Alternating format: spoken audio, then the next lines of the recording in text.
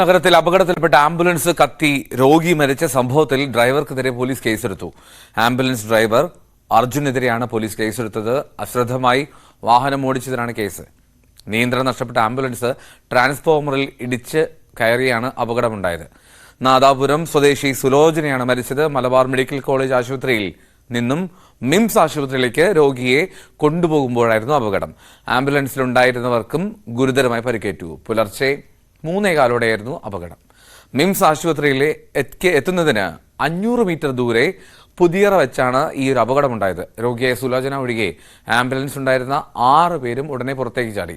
സുലോചനയുടെ ഭർത്താവ് ചന്ദ്രൻ പുറത്തേക്ക് തെറിച്ചു വീഴുകയായിരുന്നു. 5 മിനിറ്റിനകം ആംബുലൻസ് കത്തുകയും ചെയ്തു. അവശ നിലയിൽ ആംബുലൻസിൽ കുടുങ്ങിയ സുലോചനയെ രക്ഷിക്കാൻ കഴിഞ്ഞില്ല.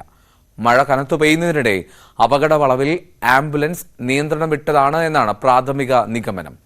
ഡ്രൈവറും ഡോക്ടറും ഒരു നഴ്സിംഗ് അസിസ്റ്റന്റും പരുക്കുകളില്ലാതെ രക്ഷപ്പെട്ടു. പരിക്കേറ്റ ചന്ദ്രൻ ഉൾപ്പെടെ മറ്റ് 3 പേരെ മിംസ് ആശുപത്രിയിൽ പ്രവേശിപ്പിച്ചിരിക്കുകയാണ്.